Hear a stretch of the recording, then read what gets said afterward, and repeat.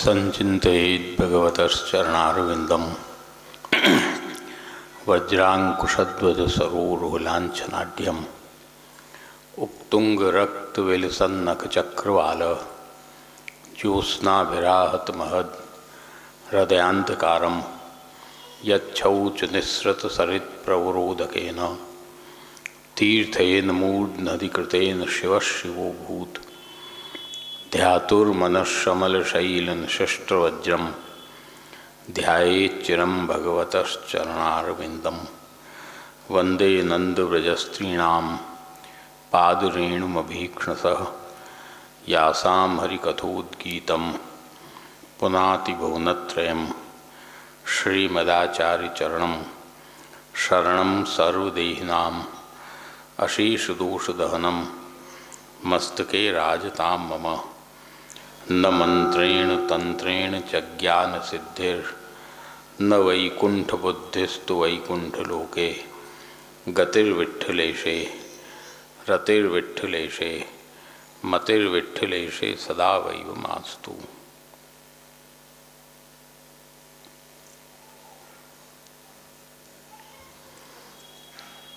सर्वप्रथम श्री वल्लभ प्रभु के चरणों में वंदन करते हुए उपस्थित समग्र परम भाग्यवान वैष्णवजन, आज काफ़ी लंबे अंतराल के बाद पुनः अपना एकादशी वाला क्रम आज हो रहा है। लगभग 2 मास हो गए। तो पिछला 19वां शिक्षा पत्र, जैसा कि राकेश ने बताया, 19वें शिक्षा पत्र तक पूर्ण हुआ। अब 20वां शिक्षा पत्र आज अपन प्रारंभ करेंगे। ये शिक्षा पत्र में जो वर्णन आप कर रहे हैं, वो शिक्षा पत्र का वर्णन दोषयुक्त जो जीव है उसको अपने दोष की चिंता करने की आवश्यकता नहीं है, क्योंकि प्रभु उस दोषयुक्त जीव को भी कृपा करके ग्रहण करते हैं। ये इसका एक मूल विषय, जिसको अपन कहते हैं, वो मूल विषय है।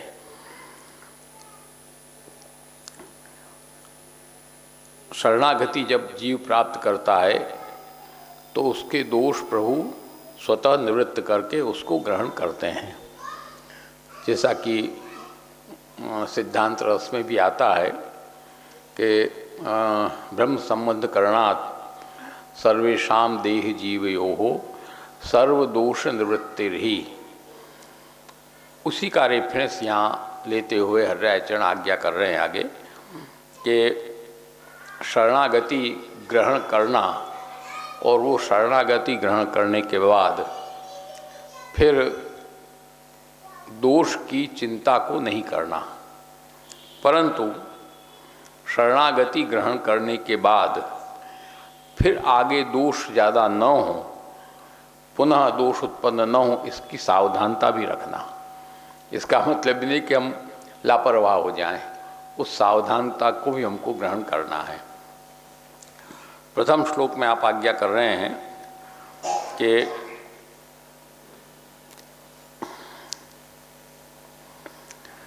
समाचारावगत्यैव संतोषो जनितो महान् सदोषेपि हरिर्जीवे नुग्रहं कुरुते स्वतः।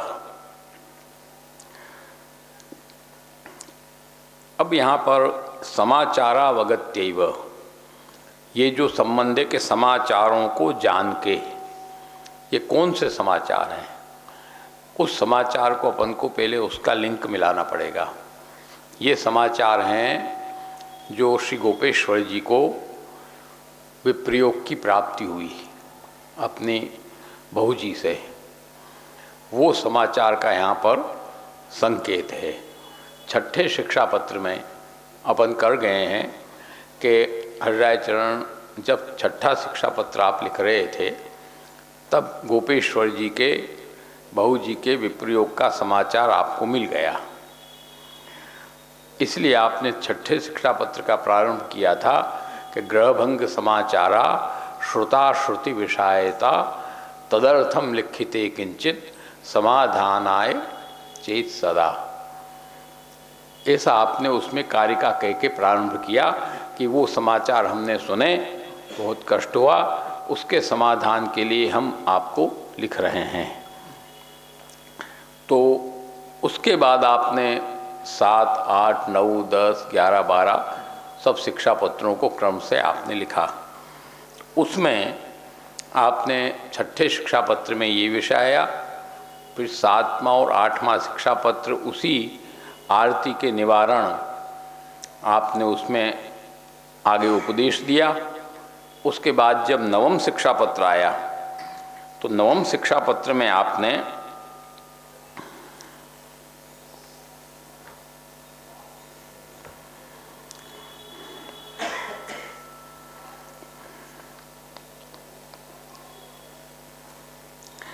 नवम शिक्षा पत्र में आपने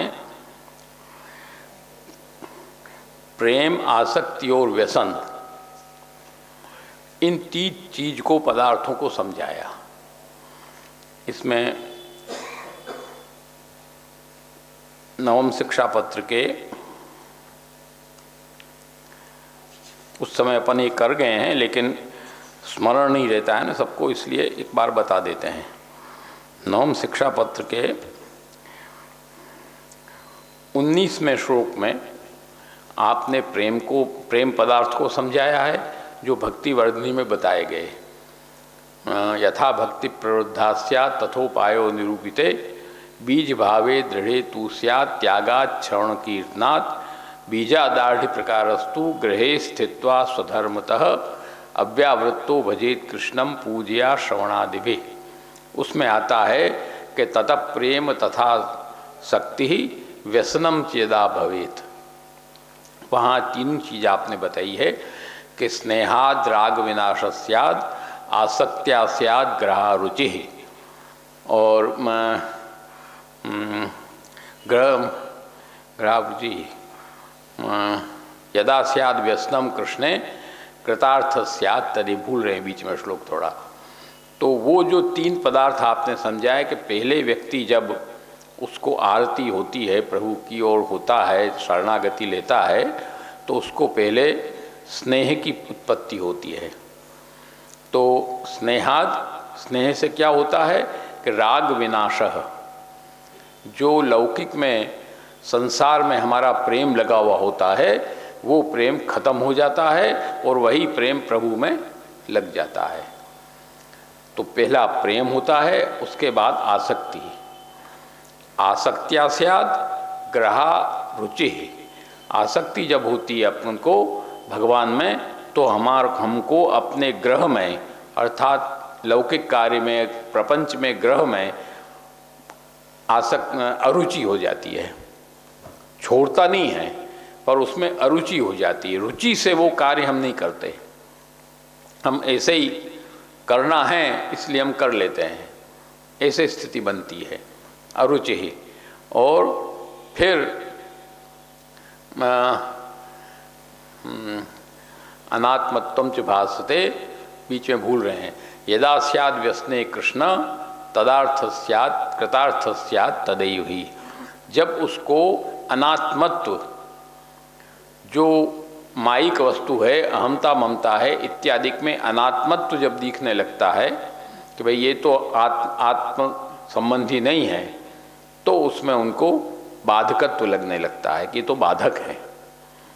तब वो व्यसन कहा जाता है कि जिसमें उनको सतत एक ही बात रहती है, दूसरी कोई बात ही मगज में नहीं आती, सतत उसी का चिंतन बना रहता है। जैसे गज्जन धावन, गज्जन धावन को व्यसन सिद्ध था, कुंभन दास जी को आसक्ति सिद्ध थी।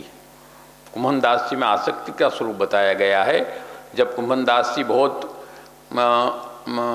अर्थ से बहुत कमज़ोर थे, आर्थिक स्थिति उनकी बहुत कमज़ोर थी, उनके तो रोज़ का रोज़ टाइम की व्यवस्था होना एक प्रश्न था, ऐसी दशा थी।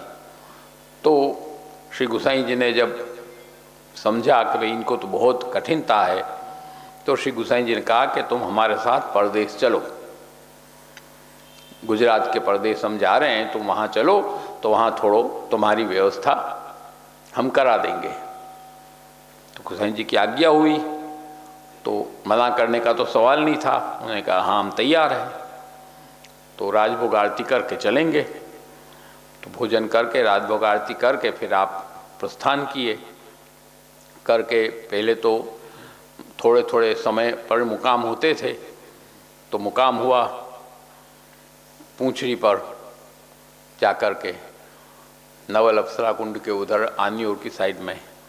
जब मुकाम हुआ तो वहाँ मुकाम होने के बाद जो उत्थापन का समय श्री जी बाबा के होने लगा, तो कुमन दास जी को एकदम विरह उत्पन्न हुआ और वृक्ष के नीचे बैठकर वो वही चिंतन करने लग गए।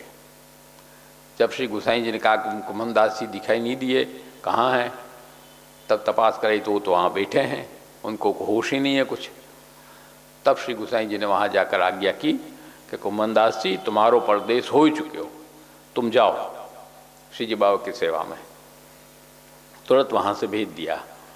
तो वो आसक्ति है कि उनके बिना उनमें ही लगा रहता है चित्त, और व्यसन है गज्जन धावन।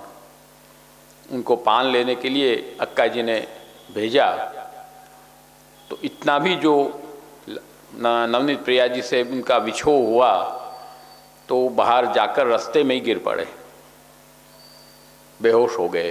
पान लेके आवे ही नहीं, आवे ही नहीं, आवे ही नहीं, बहुत देर हो गई।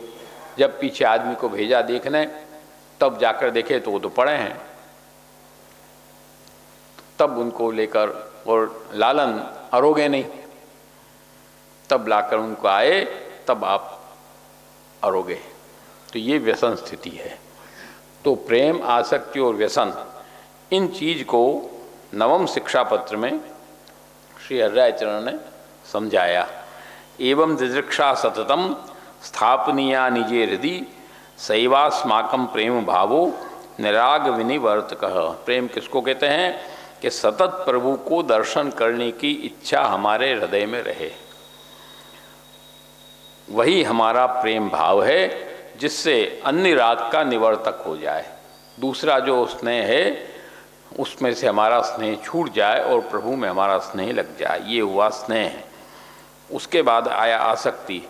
ततस्यादार्तिरधिका गेह दैहिक बाधिका आसक्ति सैव मार्गेस्मिन् गृहस्था स्वास्थ्य कारिका।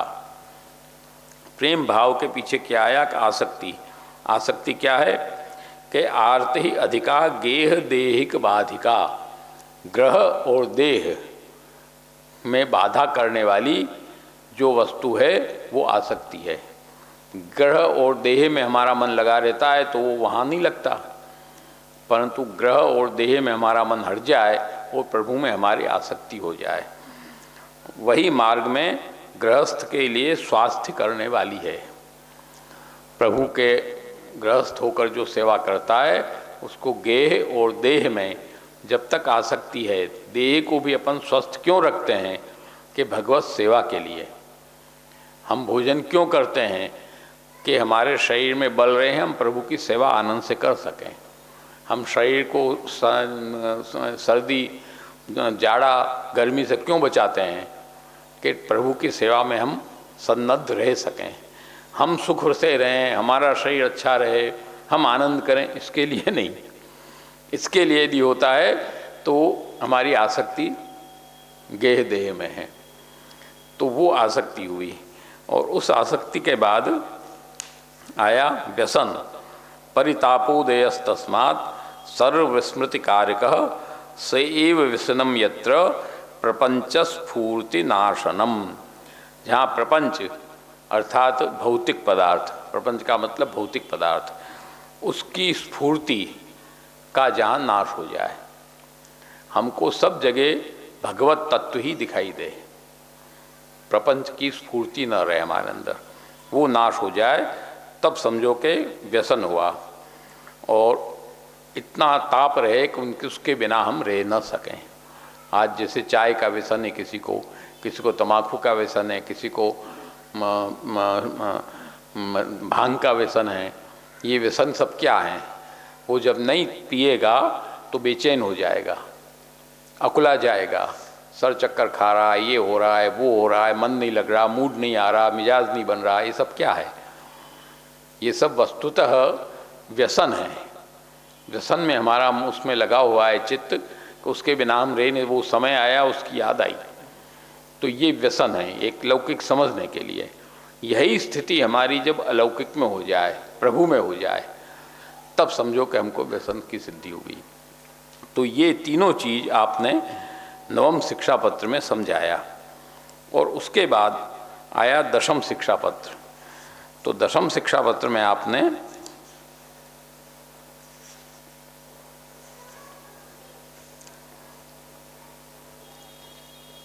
आरतियां बताई। ये होने के बाद आरती कितनी होती है, कितनी प्रकार की आरती होती है हमारे अंदर, तो आपने 8 प्रकार की आरतियां बताई। निज आरती, लौकिक आरती, स्वारती, शरीर आरती, बंध्वारती, देशारती, साधनारती और वेद साध्यार्थारती। उस समय वर्णन हो चुका है 10 में, पर सबको याद नहीं रहता ना। ये 8 प्रकार की आरतियां आपने उस समय बताई। उसमें स्वारती, निज आरती क्या है कि प्रभु कृपा करके जब आरती उसको होती है कि को वेद कीदृश कृष्णाभिप्राय स्वजने मतः। कौन जानता है कि प्रभु का अभिप्राय हमारे लिए क्या है? हम तो नहीं जान सकते। कौन जानता है? कोई नहीं जानता। परंतु जब हम शरणागत हो जाते हैं और हमारे प्रेम, आसक्ति और व्यसन की स्थिति हमारे हृदय में आने लगती है, उस समय प्रभु कृपा करते हैं।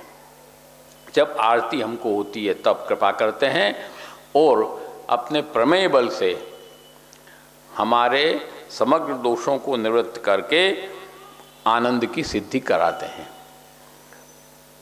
वो करते हैं कि स्वानंद सिद्धे, अपने आनंद की, अपने स्वरूपानंद की सिद्धि कराने के लिए दर्शनादिषु, प्रभु के दर्शन आदि, सेवा आदि में निजारतिम, अपनी स्वयं की जो आरती है, प्रभु के प्रति जो उसकी आरती है, उस आरती को राती माने दान करते हैं। प्रमेय बल से उस आरती का दान करते हैं। उसके बाद आया लौकिक आरती। लौकिक आरती का आप निवारण करते हैं कैसे? कि संसार में स्नेह को हटा करके, संसार से स्नेह को छुड़ा करके। और उसके बाद स्वार्थी। स्वार्थी किसको कहते हैं? कि मदा भावाय, मद अहंकार, अहंकार की निवृत्ति के लिए स्वार्थी प्रदान करते हैं। अहंकार नहीं होना चाहिए।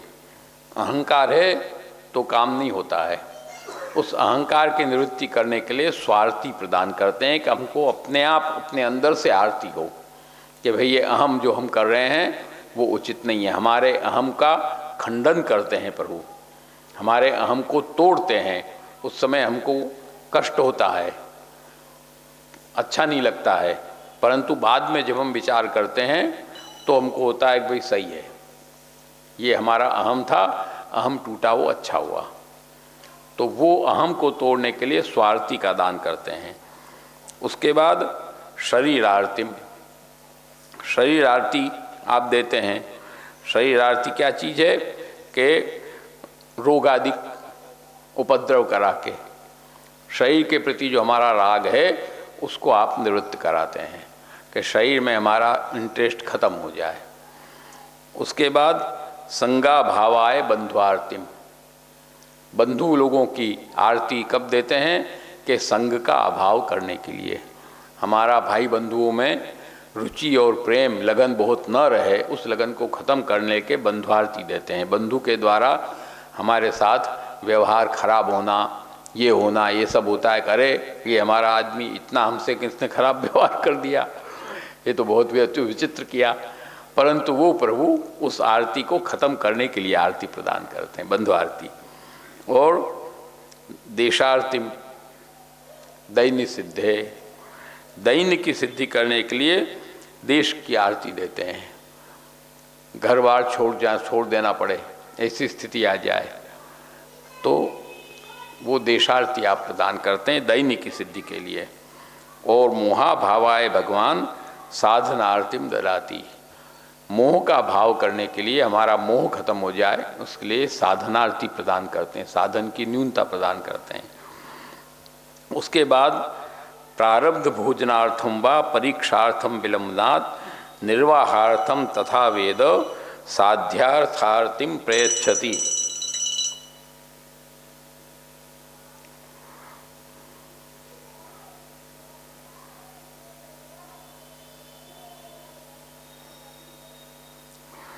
साध्यार्थार्तिम प्रयच्छति।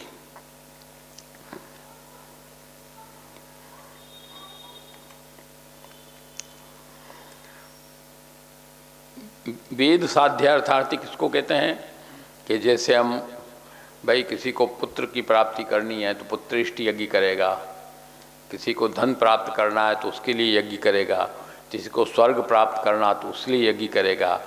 तो उन सब में से संग छुड़ाने के लिए वेद साध्यार्थ आरती को दान करते हैं। इन सब से जब आरती हो जाएगी, सबसे जब छूट जाएगा, तब प्रभु में आदमी का चित्त लगेगा पूर्ण रूप से। तो ये दशम शिक्षा पत्र में आपने ये सब आज्ञा की। उसके बाद 19वां शिक्षा पत्र जो आया, ये दशम से लेके 18 तक वही चला सब। उसके बाद जो 19वां शिक्षा पत्र आया, इसके पहले का,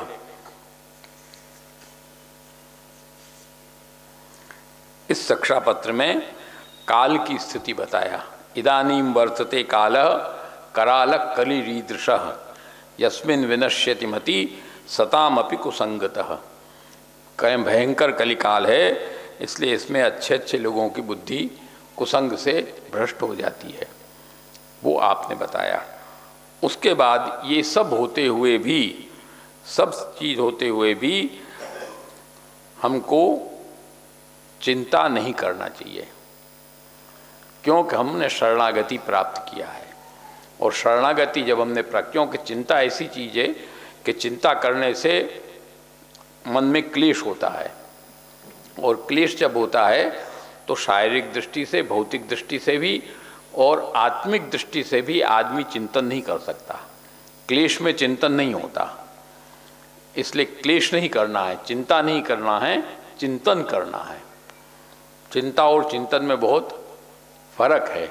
आदमी चिंतन करेगा तो कोई न कोई तत्व निकाल कर लाएगा, और चिंता करेगा तो जो है वो भी चला जाएगा।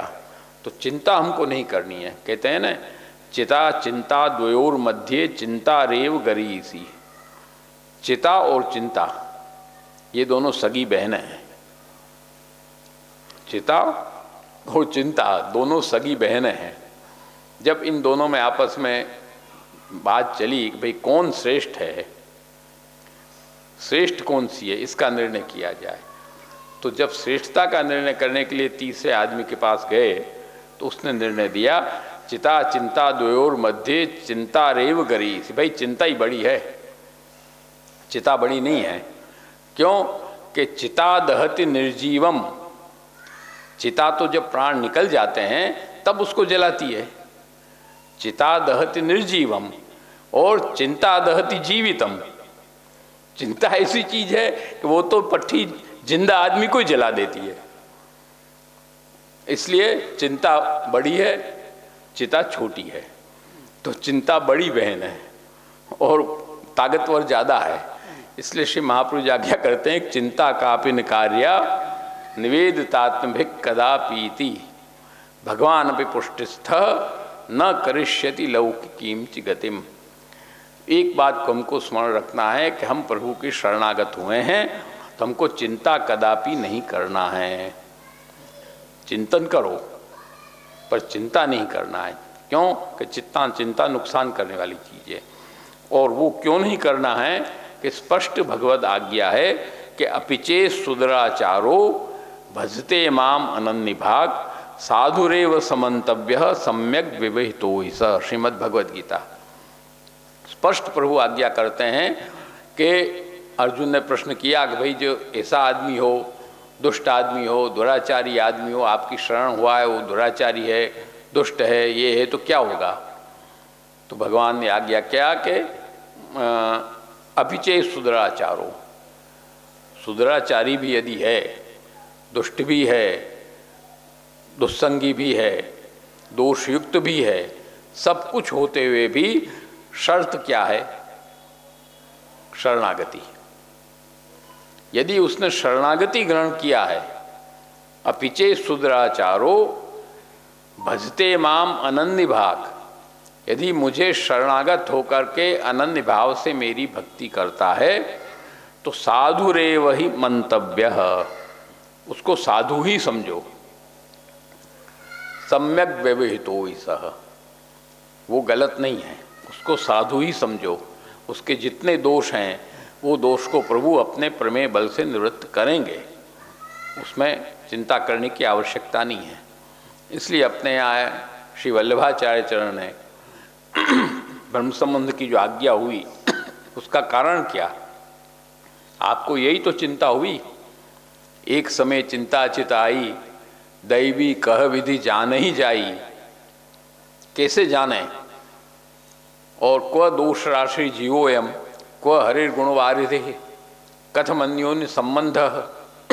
कहाँ तो दोष का पहाड़ जीव और कहाँ गुण के सागर प्रभु, दोनों का संबंध कैसे हो? संभव ही नहीं है। कितना भी तुम साधन करोगे, कितना भी साधन होगा, समग्र दोष नहीं जा सकते, सब दोष निवृत्त हो ही नहीं सकते। आज शास्त्रों में जो साधन बताए हैं, जो कर्म बताए हैं, तो कर्म जब अपन करेंगे तो कर्म करोगे, उस कर्म में भी तो कहीं न कहीं कोई कमी रह गई तो दोष हो गया। आज अपने यहाँ ज़्यादा यज्ञादिकों का महत्व या अनिवार्यता नहीं है, इसका कारण क्या?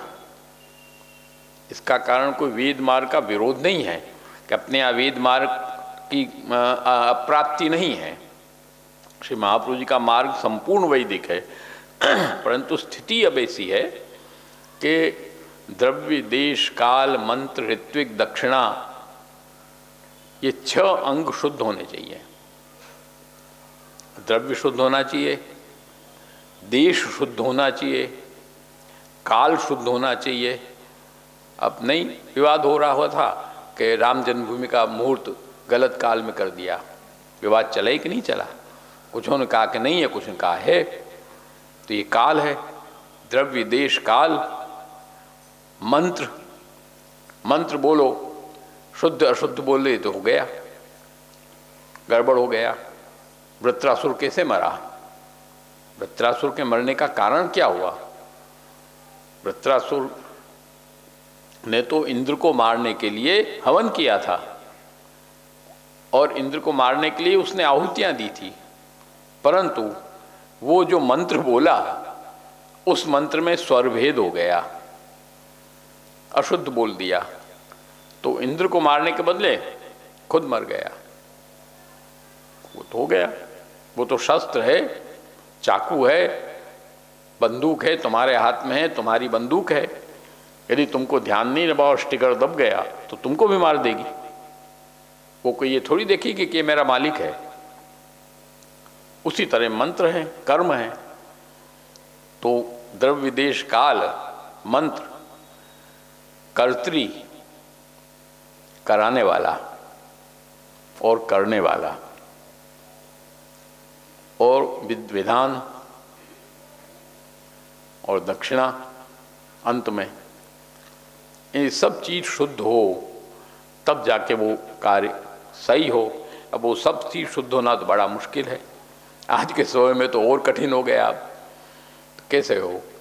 बड़ी मुश्किल से होता है सब ये सब चीज़। इसीलिए अपने यहाँ इन सब चीज़ों का विधान कम बताया गया है, परंतु ये सब दोषयुक्त, दोषपूर्ण, दोष होते हुए भी भाई आदमी को कर्म तो करना ही है, कहीं न कहीं दोष हो ही जाता है, तो वो दोष करते हुए भी जो दोष हैं, परंतु शरणागति का हमको पक्का दिमाग में रखना है। हमारी शरणागति न छूटे, हम प्रभु के शरण हैं। श्री कृष्ण शरणम मम, इसलिए तो शरण मंत्र श्री महाप्रभु जी ने दिया। इस अष्टाक्षर का हमको बराबर अपने अंदर धारण करने की आवश्यकता है, खाली बोलने से नहीं, कि हम प्रभु की शरण हैं। ये बात हमारे अंदर दृढ़ता से अंदर रहनी चाहिए। ये बात यदि दृढ़ता से अंदर रहेगी तो सदोषेपि हरिर जीवे, सदोष जीव होते हुए भी प्रभु स्वतः अनुग्रहम कुरुते, स्वतः कृपा उस पर करेंगे, उसमें कोई शंका का स्थान नहीं है। अब वो कृपा कैसे करेंगे? भाई वो तो दोषयुक्त जीव है, कैसे कृपा हो सकती है? तो हरिरायचरण आगे आज्ञा करते हैं कि प्रमेय बलम आसाद्य किम साध्यम तदा भवेत, अतः प्रथम दोषाणाम चिंता नैव विधीयताम। देखो, प्रमेय बल आसाद्य, प्रमाण बल और प्रमेय बल, प्रमाण, प्रमेय, साधन और फल, ये एक दर्शन जो फिलोसॉफी है उसके 4 अंग होते हैं। प्रमाण, पहला प्रमाण, प्रमाण का मतलब होता है कि कोई भी वस्तु को प्रूफ, आज की भाषा में अपन कहें तो कोई भी वस्तु प्रमाण रूप से, प्रूफ से हो।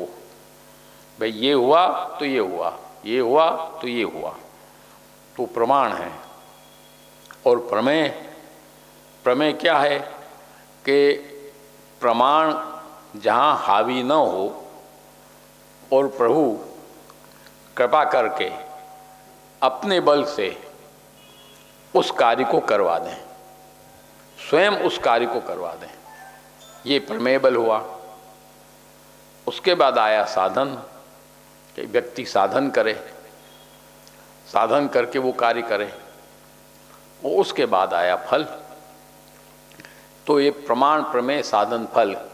इसलिए देखो, प्रमाण में प्रागट्य की लीला है ठाकुर जी की। श्रीमद् भागवत अपन देखते हैं तो श्री महाप्रभु जी ने उसके विभाग किए हैं।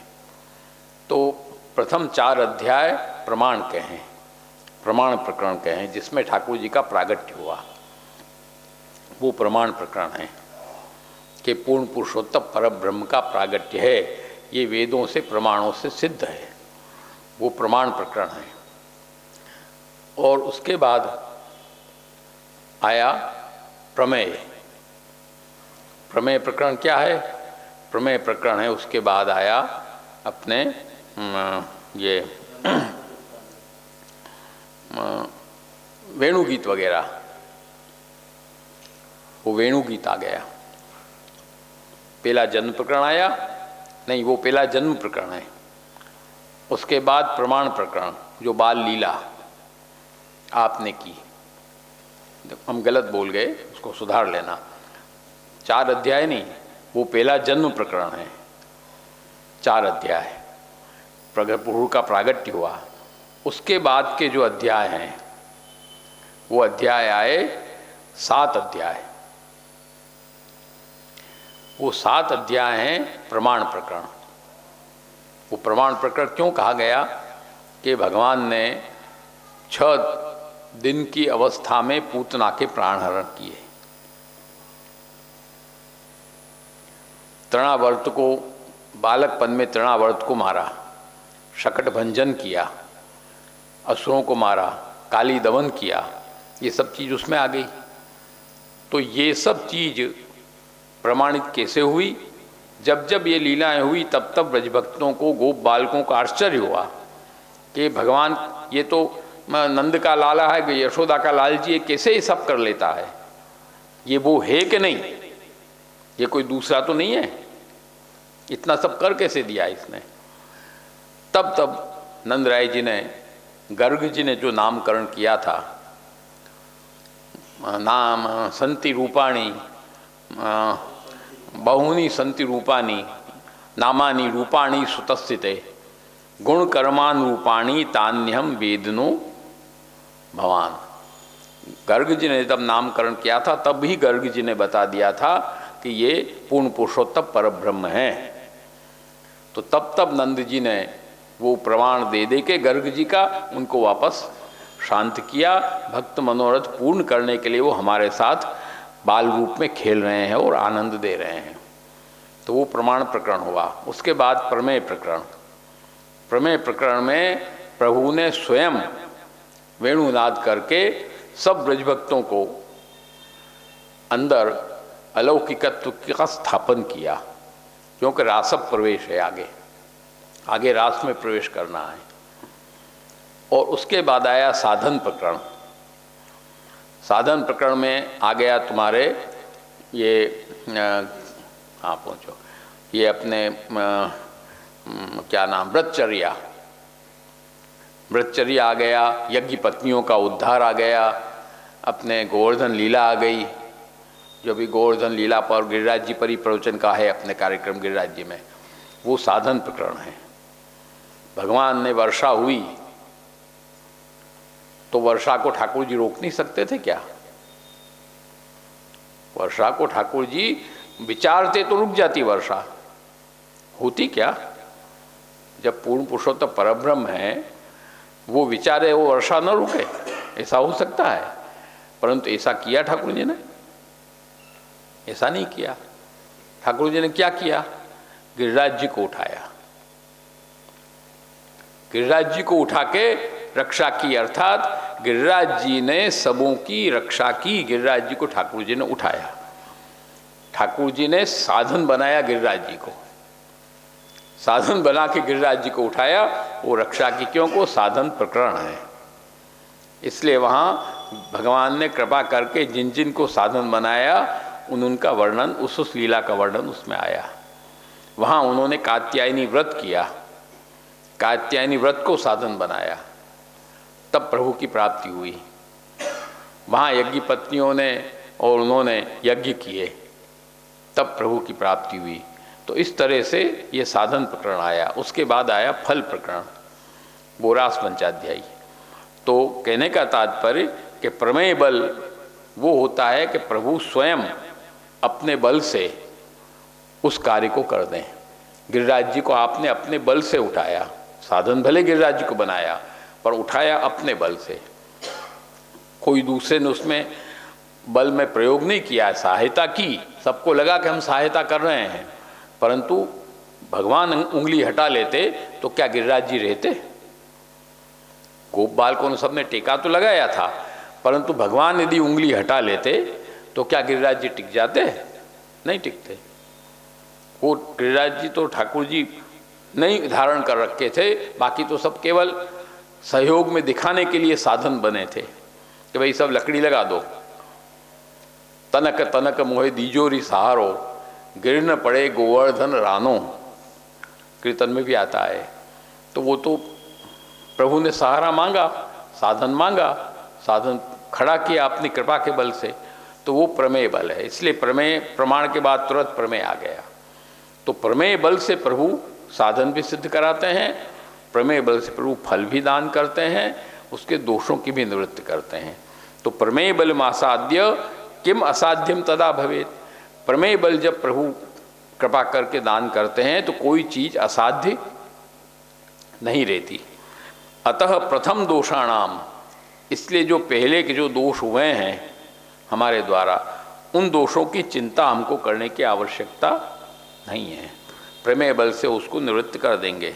अतः प्रथम दोषाणाम चिंता नैव विधीयताम, उसको चिंता को कभी करने की हमको आवश्यकता है ही नहीं।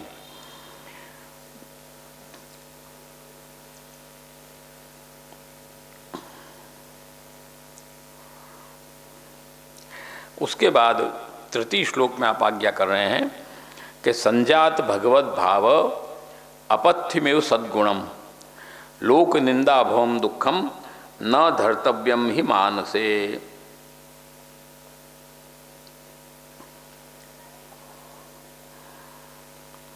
अब यहाँ पर आप एक विषय आज्ञा कर रहे हैं कि चिंता की जो निवृत्ति है वो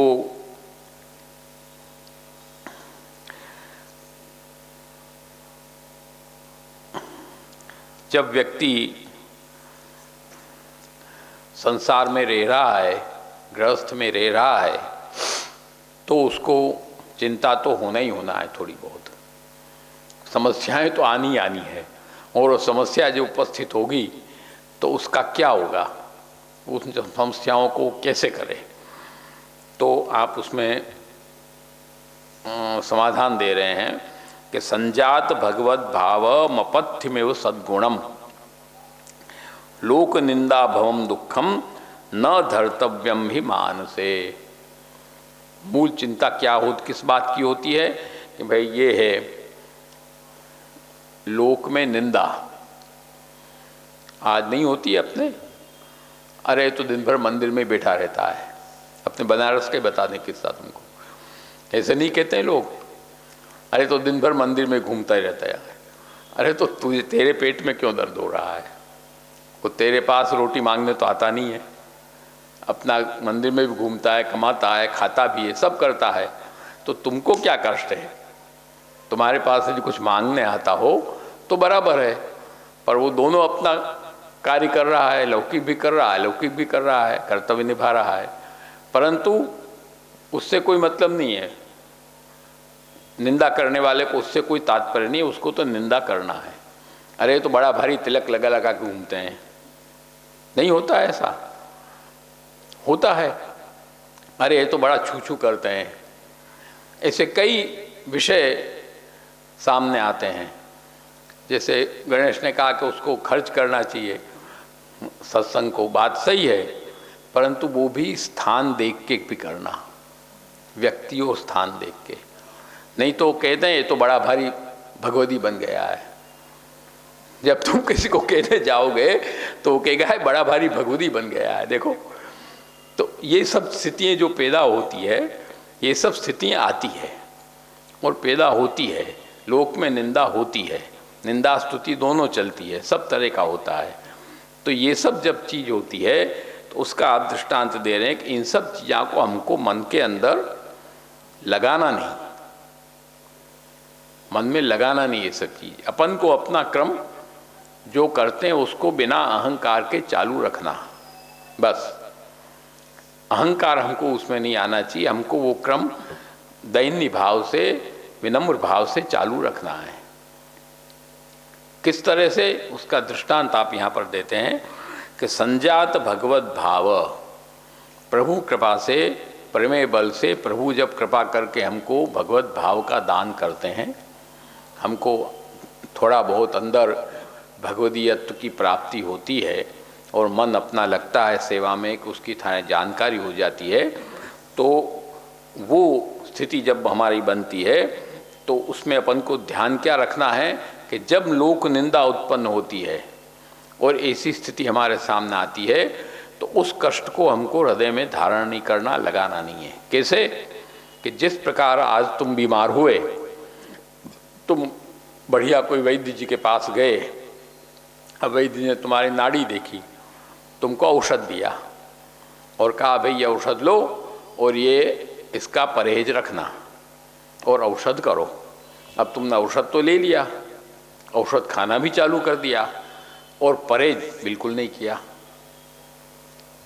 जो नहीं खाना है वही खा रहे हो, नहीं करना है वही कर रहे हो और औषध भी ले रहे हो। 8 दिन बाद गए, अरे वैद्य जी कुछ नहीं हुआ इसमें, हमारे तो कुछ नहीं होता है और बिगड़ गया हमारा तो शरीर। होता है कि नहीं ऐसा कई बार? कारण क्या कि हमने परहेज नहीं किया, पथ्य नहीं रखा।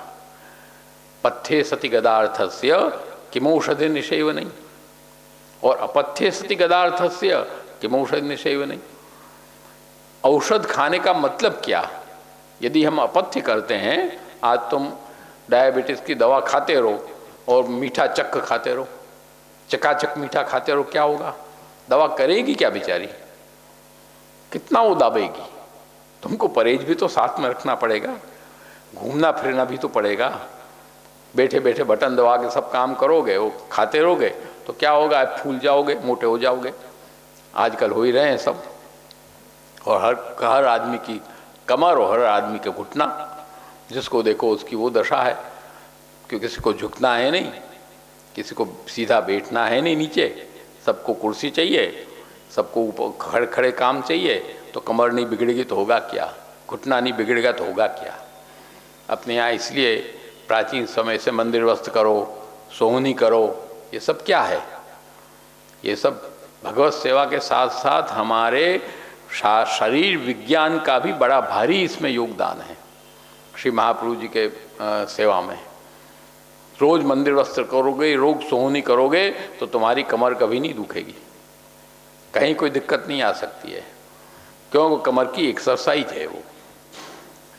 पर आजकल स्थिति वही है, नीचे बैठ के रसोई होती थी, अब कहाँ रसोई होती है नीचे बैठ के?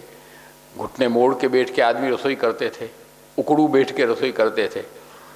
अब फ्रेश होने जाओ तो ही उकड़ू बैठ के जाते थे, अब कहाँ वो बात, अब तो सबको वो चाहिए बैठकर, वो भी नुकसान है। तो ये सब चीज़ें, स्थिति ऐसी बनती चली जा रही है। तो परहेज नहीं करेंगे तो क्या होगा? तो यहाँ पर जिस प्रकार अच्छी उत्तम में उत्तम औषध अपन को प्राप्त होने के बाद भी, खाने के बाद भी यदि परहेज नहीं किया तो अपन को औषध काम नहीं करेगी। इसी तरह भगवत भाव का उत्तम औषध रूप भगवत भाव का दान होने के बाद, उस भगवत भाव को ग्रहण करने के बाद यदि लोक निंदा के डर से यदि हम उस चीज़ को उसके चक्कर में आ जाएं, उसको मन में लगा लें, वो है अपथ्य। वो अपथ्य यदि हम करते हैं तो हमको वो भगवत भाव जो उत्तम औषध है वो हमको काम नहीं करेगी पूरा, वो होके भी काम नहीं कर सकती है। इसलिए उसको कभी भी मन में धारण नहीं करना। अग्रे तो सावधानत्वम विधेयम सर्वथा पुनः दुस्संगादि महादोषा नाश्यन्तेव तत्क्षणात्। परंतु आगे और दोष न बने, इसके लिए हमको सावधानी भी रखना है। ये नहीं कि परमेय बल है, ठाकुर जी सब करेंगे तो दोष करे जाओ धनाधन और ठाकुर जी निवृत्त करे जाए, ऐसा नहीं होता है। वो कोई तुम्हारे दोषों को निवृत्त करने के लिए ही बैठे हो, ऐसा नहीं है। ये एक गलत उसका मिसयूज है। हमको दोषों की सावधानी रखना है, उसको दोषों को धनाधन किए जाओ ऐसे नहीं करना है, सावधान रखना है। अग्रे तो सावधानत्वम विधेयम सर्वथा पुनः, संपूर्ण सावधानी लेकर हमको आगे चलना है कि दुस्संगादि महादोषा, दुस्संग आदि महादोष जो हैं, दुस्संग बहुत बड़ा दोष है। सत्संग इसलिए तो अपने यहाँ कहते हैं सत्संग करो, आजकल धीमे धीमे सत्संग की न्यूनता हो रही, अब तो ऑनलाइन सत्संग ही हो गया ज़्यादातर। खैर वो भी करो, उसकी मना नहीं है, परंतु करो तो सही। सत्संग होना आवश्यक है। कुछ न कुछ पूरे 12 घंटे में 10 घंटे तो सो जाता है आदमी, तो 12, 13, 14, 15 घंटे में पूरा अपन लौकिक कार्य दिन भर करते हैं, परंतु कुछ तो ऐसा करो कि जिससे हमारा एक समय तो कम से कम ऐसा हो, जैसे भोजन का समय हमारा अनिवार्य है, फ्रेश होने का समय अनिवार्य है, इसी तरह कम से कम एक सत्संग का समय भी हम अनिवार्य करें कि इतना 10 मिनट हमको करना ही है, चाहे कुछ भी हो। तो कम से कम इतना तो हो तो दुस्संग की निवृत्ति होती है। नहीं तो दुस्संग जब लग जाता है तो नाश्यन्तेव तत्क्षणात्, दुस्संग है वो भगवत भाव का नाश करने वाला है। जैसे अग्नि में जल डालेंगे तो जल खत्म हो जाएगा, इसलिए वो जल अग्नि में नहीं डालना चाहिए। सीधा कोई बर्तन में रख के अग्नि जल चढ़ाते हैं तो वो जल उबलेगा, परंतु सीधा डालोगे तो वो खत्म हो जाएगा। तो दुस्संग से हमको बच के रहना है कि दुस्संग हमको सीधा न लगे, जहाँ ऐसा लगे वहाँ अपन को खसक जाना अच्छा रहता है, क्योंकि दुस्संग अच्छों को फंसा लेता है। कहते हैं ना, दुस्संगान नज दोषाभ्याम अभूत भीष्मो बहिर्मुख। भीष्म पितामह वो तो आजीवन ब्रह्मचर्य थे, और कितने ज्ञानी और कितने महान व्यक्ति, उनको क्या हुआ? भगवान के सामने लड़े ना, भगवान से लड़े कि नहीं लड़े, भगवान को भी तीरें मारी कि नहीं मारी, क्या कारण? वो नहीं जानते थे क्या भगवान को? भीष्म स्तुति में कितनी स्तुति सुंदर किया है उन्होंने, भगवान के स्वरूप को नहीं जानते थे क्या? परंतु क्या हुआ? दुस्संग, दुर्योधन का, दुशासन का, शकुनी का, उनके साथ रहते थे, दुस्संग हुआ और उन्हीं का अन्न खाते थे। अन्न दोष और संग दोष दोनों उनको प्राप्त हुआ, तो उनकी स्थिति क्या हुई? भगवान से बहिर्मुख हुए, भगवान के सामने खड़े हो गए लड़ने के लिए। तो दुस्संग से बचने की आवश्यकता है, क्योंकि वो तत्क्षण भगवत भाव का नाश करता है। इसलिए दुस्संग से हमको बचने की बहुत आवश्यकता है। असज्जन कृता निंदा तुष्टै सत्तु विनिश्चयात् यतः तेषां न रोचन्ते संत एव ही सर्वथा। इसलिए असज्जन कृता निंदा, जो दुष्ट लोग होते हैं, असज्जन लोग होते हैं, लौकिक लोग होते हैं, उनके द्वारा जो की हुई निंदा है, हमारी निंदा की जाती है, वह तुष्ट्यई,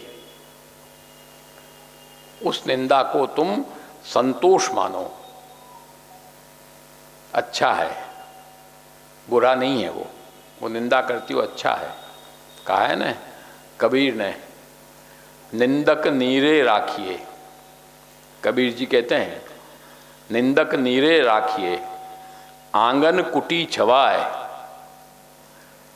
बक बक सब निर्मल करे, बकी तन आन ही आन, तन मन सब निर्मल करे, बकी बकी आन ही आन। मुफ्त में आज तुमको कपड़ा धुआना होगा तो भी पैसा देना पड़ेगा, और जगह धुलानी है तब भी पैसा देना पड़ेगा। परंतु निंदक जो होता है वो बिना पैसे के, मुफ्त में, फ्री में तुम्हारा तन और मन को शुद्ध कर देता है, साफ कर देता है। इसलिए कबीर जी कहते हैं कि उसको पास में रखो, उसको दूर नहीं जाने देना, निंदक को पास रखना। ज़्यादा जो वाह वाह करता हो, गुणगान करता हो, उसमें खतरा हो सकता है, परंतु वो मक्खन मारता है। परंतु निंदक जो है उसको पास रखो, तन मन को निर्मल करेगा वो। तो श्री हरिराय चरण आज्ञा कर रहे हैं कि असज्जन कृता निंदा तुष्ट्यई, निंदा तुम्हारी कोई करे तुम समझो कि बहुत बढ़िया है, अच्छा है, हमारे दोष खत्म हो रहे हैं। सत्व विनिश्चयात्, उससे ये निश्चय होता है, निर्धार होता है कि तुम्हारे अंदर धैर्य है, तुम्हारे अंदर साधुत्व है, तुम्हारे अंदर सज्जनत्व है, तुम्हारे अंदर सत्व है। सत्व विनिश्चयात्, उसी से सत्व का विनिश्चय है।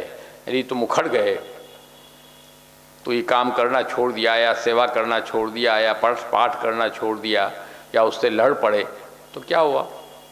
उसका तो काम हो गया, तो वो काम उसका नहीं होने देना है, उससे हमको अपना काम लेना है, अपने तन मन को निर्मल करवाना है। इसलिए वो भले ही बोले, अपन को कोई चिंता नहीं। सत्य विनिश्चयात् यतः तेषां न रोचन्ते संत एव ही सर्वदा। क्यों वो ऐसा क्यों करते हैं कि यतः, उसमें कारण है, ऐसा वो क्यों करते हैं कि संत एव सर्वथा तेषां न रोचन्ते। जो संत लोग होते हैं, अच्छे लोग होते हैं, सत्संगी लोग होते हैं, वो उन असत्संगी लोगों को रुचते नहीं हैं, उनको अच्छा नहीं लगता, क्योंकि वो सत्संग करता है, वो सत्संग करता नहीं है, उसको अच्छा नहीं लगता है। क्यों करता है? अरे तू नहीं करता है तो उसमें उसका क्या गलती है, उसको अच्छा नहीं लगता। आज यही तो स्थिति सब जगह आ गई है। आदमी कमाता है, खाता है, पर्याप्त है, अपने हिसाब से सब कमाते खाते हैं, परंतु दूसरा क्यों इतना करता है वो टेंशन इसको है, खुद का टेंशन नहीं है। खुद कम करता है कि ज़्यादा करता है वो टेंशन नहीं है, खुद अपना कर रहा है सही, पर बगल वाला क्यों इतना आगे बढ़ गया वो उसको बुरा लगेगा, उसको तोड़ने का प्रयास करेगा। वो क्या मतलब भाई, वो अपनी मेहनत कर रहा, तू अपनी मेहनत कर रहा है। कोई सुंदर सत्संग कर रहा है, अब वो नहीं कर रहा कि ये क्यों कर रहा है। कोई भगवत सेवा कर रहा है तो ये क्यों भगवत सेवा कर रहा है, ये कैसे इतना निभा ले रहा है, वही कष्ट हो गया उसको। तो उनको रुचता नहीं है। जो ऐसे लोग होते हैं उनको अच्छे काम रुचते नहीं हैं, उनको काम अच्छे नहीं लगते हैं। ऐसे ऐसे ही लोग अपने बनारस में रहे, जब अतिथि भवन बनवाया, क्यों अतिथि भवन बनवा रहे हो, मत बनाओ, यहाँ तो भूत लौटेंगे। ऐसे कहने वाले भी बनारस में थे, हम नहीं सुने हैं। और ठाकुर जी की कृपा से आज वैष्णव लौट रहे हैं, वहाँ भूत नहीं लौट रहे हैं। उनके वहाँ भूत लौटते होंगे, यहाँ तो वैष्णव लौट रहे हैं आनंद से ठाकुर जी के, श्री गुसाई जी के प्रांगण में। तो उनको क्या है, उनको देना नहीं, कुछ करना नहीं, और दूसरा क्यों दे रहा है वो ऑब्जेक्शन है। तो ऐसी स्थिति जब लोगों की बनती है तो उसमें अपन को तुष्टि मानना चाहिए, संतोष मानना चाहिए, चलो अच्छा है। हमारा धैर्य, हमारा सत्व, हमारी मजबूती इससे सिद्ध हो रही है कि हम नहीं डिग रहे हैं, वो अपना कर रहा है, उसको करते रहने दो, तो उसमें चिंता करने की आवश्यकता नहीं। असज्जन कृता निंदा तुष्टि तो विनिश्चयात सत्व निश्चयतः निश्चयात यतस्तेषां न रोचन्ते संत एव ही सर्वथा। इस प्रकार आगे का श्लोक लंबा है, इसलिए यहीं पर अपन आज 5 श्लोक अपने इसके हो गए, तो यहीं पर करके इसको समापन करेंगे। अगली एकादशी आएगी, अपने जतिपरा से वापस आएंगे गिरिराज जी से, श्रीनाथ जी के पाटोत्सव के बाद, तब अगली एकादशी भी अपनी हो जाएगी। वो एकादशी अपन आनंद से करेंगे, तब इसको आगे बढ़ाएंगे। गिरिराज जी भगवत कृपा से उसका भी 2 शब्द कह दें। जो प्रोग्राम निर्धारित हुआ है मनोहर भैया के मनोरथ से, तो वहाँ पर 5, 6, 7, 8, 9, 10 यूँ कार्यक्रम हैं। 5, 6, 7, 8 4 दिन अपने प्रवचन का कार्यक्रम है श्री गिरिराज बाबा पर, गोवर्धन लीला पर, और उसके बाद 9 को श्री गिरिराज जी का कुंडवाड़े का मनोरथ है। सुबह गोवर्धन पूजा, शाम को कुंडवाड़ा, और 10 को गोकुल में श्री बालकृष्णलाल का मनोरथ और श्री यमुना जी का मनोरथ। ये दोनों क्रम निर्धारित किए हुए हैं। 10 तारीख को करके 10 को शाम को भी आदमी अपने निकल सकता है, 11 को निकले, अपनी जैसे उसका अपनी अपनी सुविधा। तो इनमें जो पहले के 4 दिन हैं, उन 4 दिन में ऐसा विचार बना है, BM भैया आ गए हैं कि वो प्रोग्राम सब वो सेट कर रहे हैं हम, कि एक एक दिन 4 दिन एक एक दिन कोई न कोई स्थल अपन ब्रज का करें। क्योंकि दिन भर क्या करोगे, शाम को 4 बजे से 6 बजे तक है कार्यक्रम प्रवचन का, तो दिन भर क्या करोगे, खाली बतियाओगे बैठ के वहाँ।